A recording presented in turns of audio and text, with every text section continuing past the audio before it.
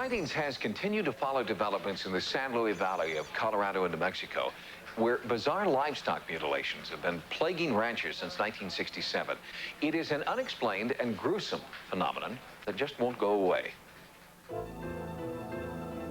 They may call this part of New Mexico God's country, but if you're a cattle rancher here, this is hell on earth. Bizarre livestock death, commonly known as cattle mutilation, continues to occur with alarming regularity.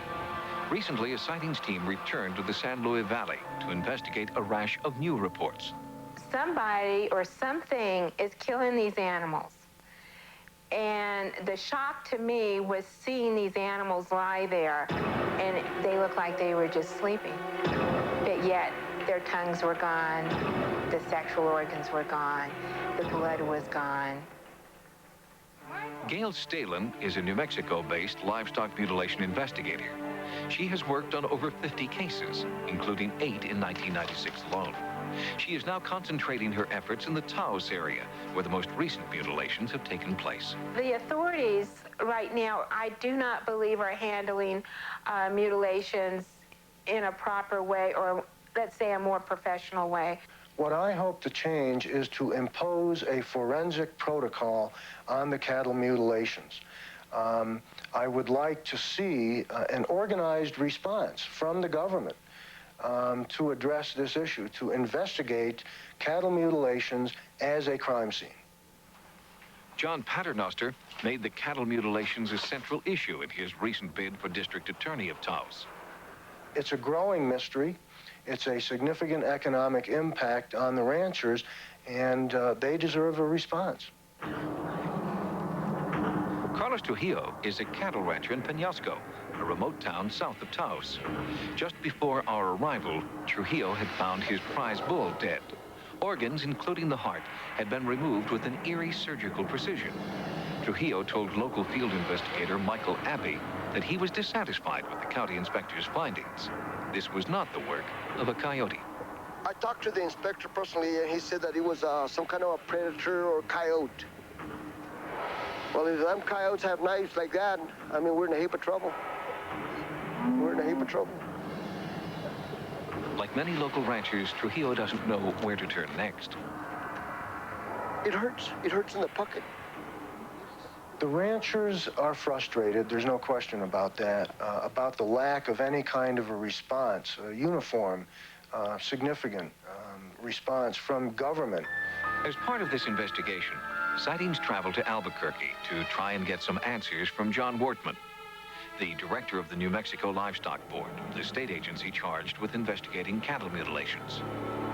I can't say that we've actually determined a specific cause of death in any of those. Some we've got a higher probability of that maybe they died of natural causes or struck by lightning or were killed by a predator or whatever. Yes, there are some of those that have been reported that we just have no explanation, but that's not to say that there was some deep, dark mystery about why they died. We just don't have a reason for why they were killed. We haven't been as careful with crime scenes in some of these mutilations as you would like to have if you're going to try to find evidence. And in some of these cases, there's very little evidence there. And when you walk in there and start rolling these animals around trying to figure out why they died, you destroy whatever evidence is there. In those cases that remain unresolved, the Livestock Board believes that a conventional explanation will be found. We think that there are individuals out there that are mutilating for whatever reasons, either ritual activities or vengeance or just pure vandalism. The assertion by the New Mexico Livestock Board that there's cult activity behind these cattle mutilations or malicious vandalism, I have to say, is based, from my knowledge, on insufficient or completely absent evidence. It seems to me that everybody's got a lot of theories, but nobody's got a lot of hard evidence. One prevailing theory connects the mutilations to UFOs. Well, as an official here in response to the aliens are taking our cattle hypothesis, I understand there are people out there that firmly believe that. And I guess I can't prove that that's not true. We have no evidence that would point that direction. And at this point, we're not pursuing that as a possibility of the problem. Eventually, better forensic procedures may help officials cope with the mutilations mystery. But for now, it's an economic burden for the ranchers and a mystery to the community at large. We don't know. And until we do know from hard evidence obtained at the scene in a forensically responsible way, we're just guessing. Gail Stalin isn't waiting for the wheels of government to turn in her favor. She takes this issue personally and continues to fight for the ranchers. I'm going to continue investigating these mutilations because I truly believe that eventually we will find the answers. In November of 1996, John Paternoster was elected district attorney for Taos and the surrounding county, and he's vowed to continue his fight to get to the bottom of the mutilations mystery.